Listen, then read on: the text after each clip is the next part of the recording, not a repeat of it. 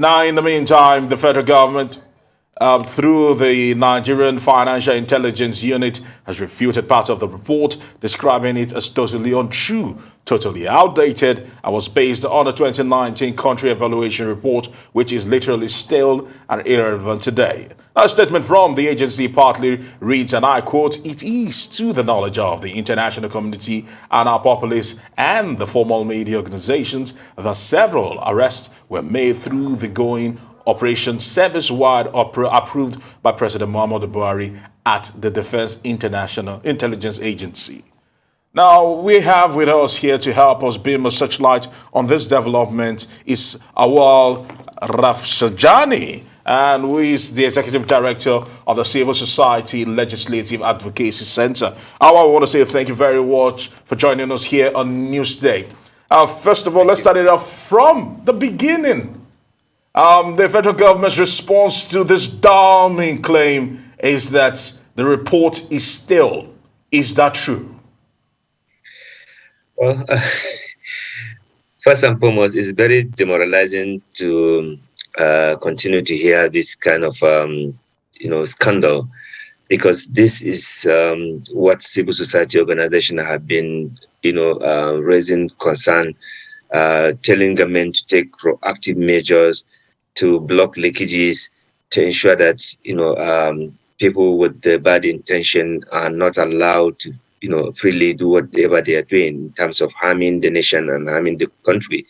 And if a group like Intergovernmental, which is ECOWAS, is not NGO, it is more of like a government, can come up with this report, and then government will dismiss it, then there's nothing that government will not dismiss. Even if it is 2019 report, it's still an indictment to our country that our financial system is so loose that this kind of thing should happen, despite the fact that other countries are even helping with the intelligence report.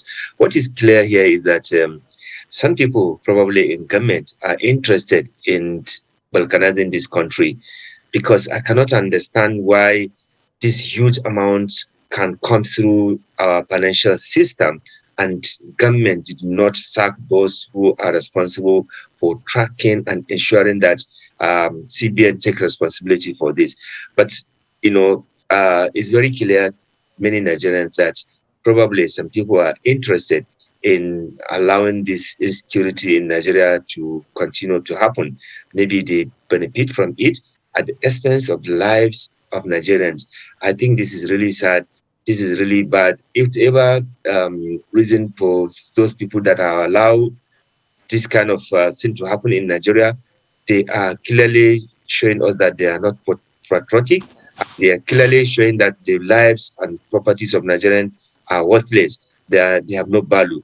And that is why you hear every day, especially in the northern Nigeria, Nigerians, northerners and people living in the north are being killed on daily basis. Nothing is being done to stop that, because maybe some people believe that it is the business, it is the business for them to continue to allow that. No serious government could allow this kind of scandal to continue to happen without consequences. So, Mr. Rafsanjani, you have laid out exactly what many of the sentiments of Nigerians are. We have seen the report, and we know what the situation is right now. In your professional opinion, as the executive director of the civil society, what should be done now? What are the options that first the government can take, and if not, the average Nigerian citizen?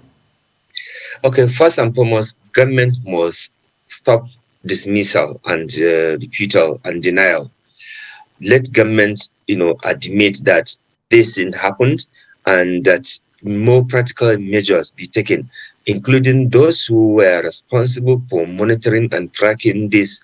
They must be answerable to this scandal.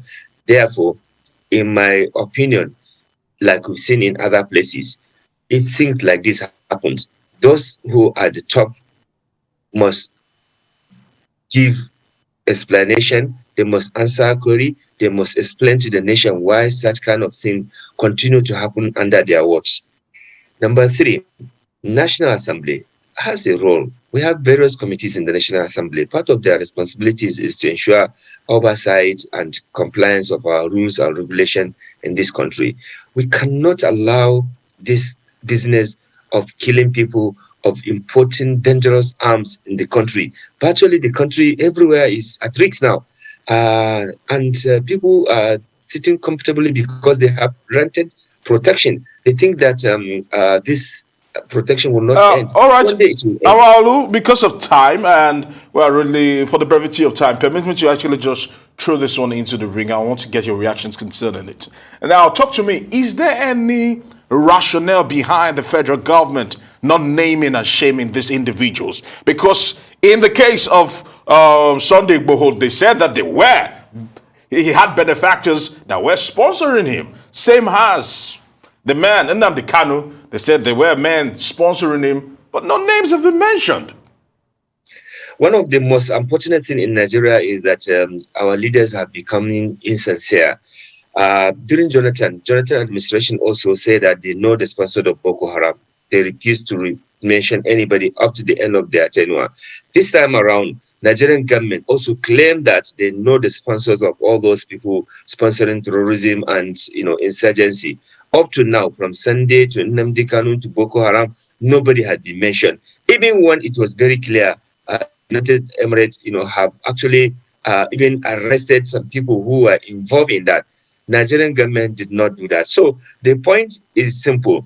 I think some people in government are very much aware and they are covering up some people. Otherwise, there's no reason whatsoever. If it is civil society group that were, that they wanted to attack, to abuse, they would have gone to the station to go and do press conference to attack civil society.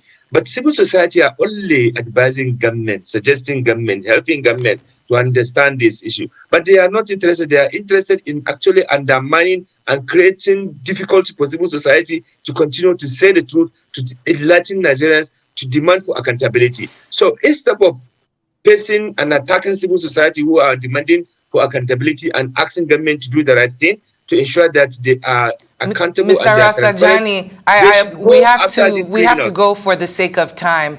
Sorry to cut you off, but thank you so much for joining the program, and we hope to have you back.